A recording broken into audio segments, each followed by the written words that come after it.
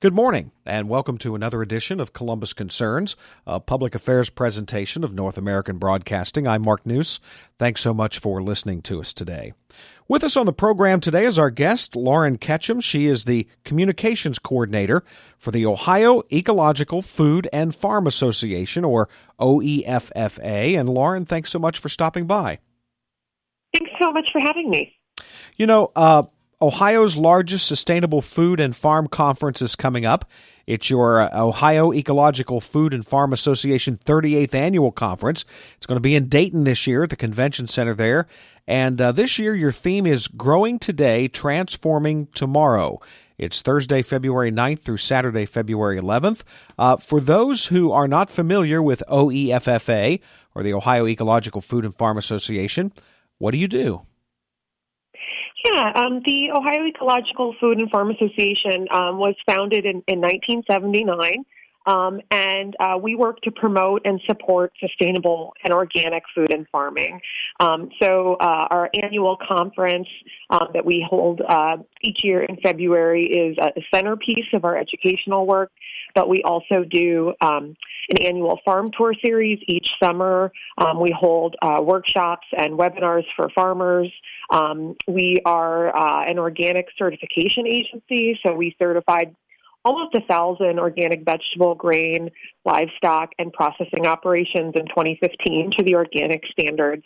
So we do a number of other things as well, in addition to the conference, including policy advocacy, direct assistance for farmers, and also working with consumers to help build bridges with farmers. Now, before we get in more to the conference and what your organization does, do you have a website where people can find out more information? We do, yeah. Our general website is www.oeffa.org.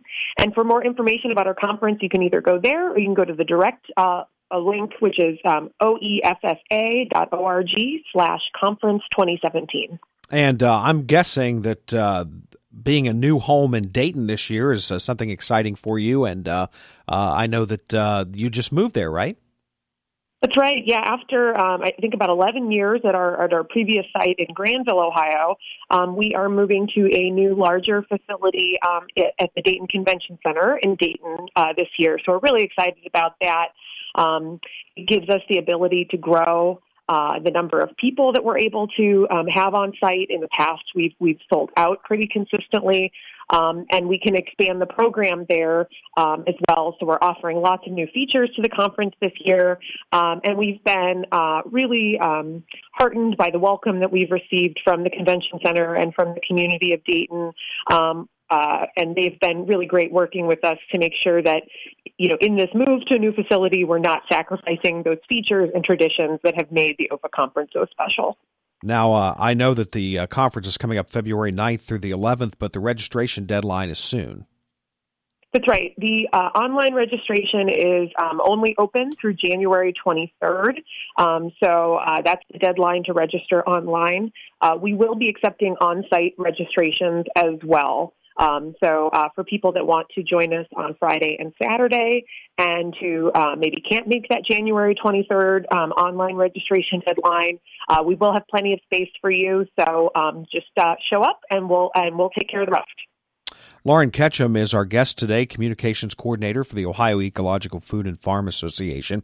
Now, Lauren, I'm guessing that you weren't around with the organization in 1979, if you were even around at all. But I'm going to say that probably when it started out, I'm going to guess that people said, oh, you know, what a quaint idea.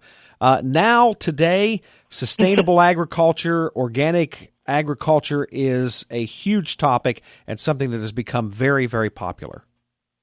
Yeah, that's right. So, you know, when we started the conference, 38 years ago, it was really a very small event with essentially a handful of people and workshops.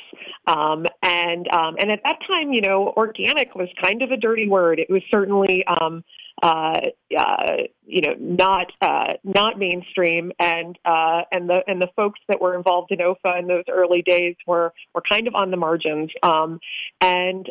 We've seen organic and local food issues really come into their own, since then. Certainly the demand for local and organic food is, at an all-time high. And we've been really lucky to see a lot of galvanization around the issues that we've worked on since the 1970s. And now they're enjoying, a popularity like we've never seen before. And, going hand in hand with that, we've seen a lot more interest in our conference each year, which is part of what brought about our decision to move locations. We really were busting at the seams at our previous site, and we wanted to be able to make sure that everybody that wanted to attend, wanted to be under the umbrella, we could welcome. And so we're really excited, and we're hoping that this is sort of ushering in a new era for the conference. Now, the workshops, are they just for very serious farmers, or if I'm a backyard gardener, or just maybe even someone who likes to take care of their lawn but doesn't like to use a lot of pesticides and things? Is it for everybody? Yeah, they really are. So the workshops are the heart of the conference.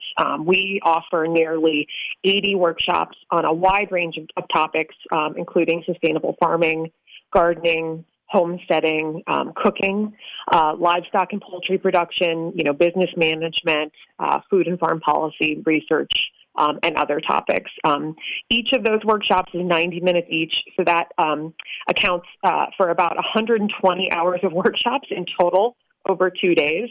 So there's really something for everyone to choose from, whether you're a professional farmer or just a lover of local food. And also a trade show with a lot of interesting things to look at. That's right. Yeah, we're one of the things that's fun about this year is that our 2-day trade show has become a three-day trade show, and we have already more vendors signed up to come than we've had ever in the past. So we're really excited about that. And our exhibit hall will feature really dozens of businesses, nonprofits, and government agencies.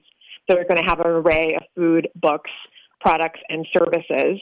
And one thing, certainly if you are registered to come to the conference, you're going to have access to the exhibit hall, but we also have some free and open to the public hours. So if you aren't registering and you just kind of want to come check it out and see what we're all about, the exhibit hall is free and open to the public on Thursday, February 9th from 4 to 7, and on Friday, February 10th from 5:30 to 6:30. And Lauren, you also have some keynote speakers, correct? Yeah, that's correct. On Friday, our keynote speaker is Jim Riddle. He has a long and distinguished career in the organic world. He is an organic farmer himself.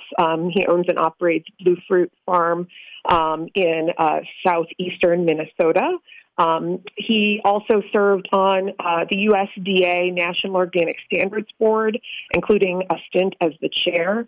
And that's really the board that oversees the organic regulations at the federal level. And he's done a number of other things as well, including really being instrumental in passing organic certification cost share.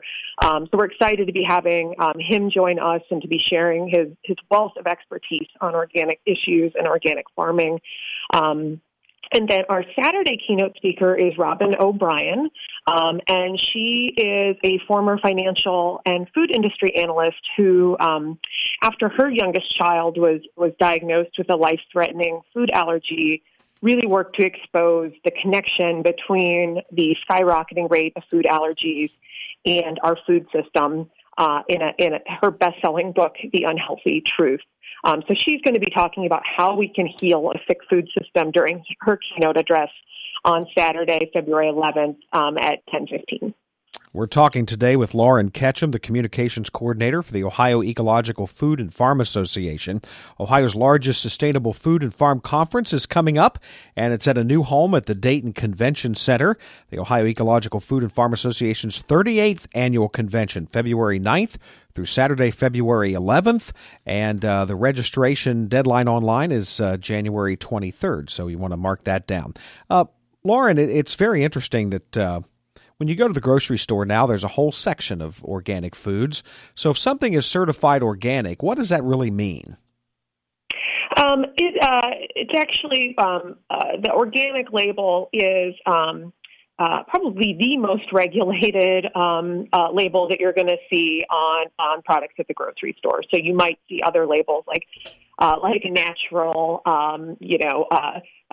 local. Those kind of things don't always necessarily have a lot of teeth or have a lot of meaning, but the organic label is a verified program. So farmers that want to use that label on their products or processors that want to use that label on their products have to undergo a rigorous annual review and on-site inspections and follow the same set of standards that are laid out at the federal level. So there is really a great deal of authentication of that label, and depending on the product that you're looking at, that could mean different things. But the organic label always means there have been no genetically modified seed or feed used.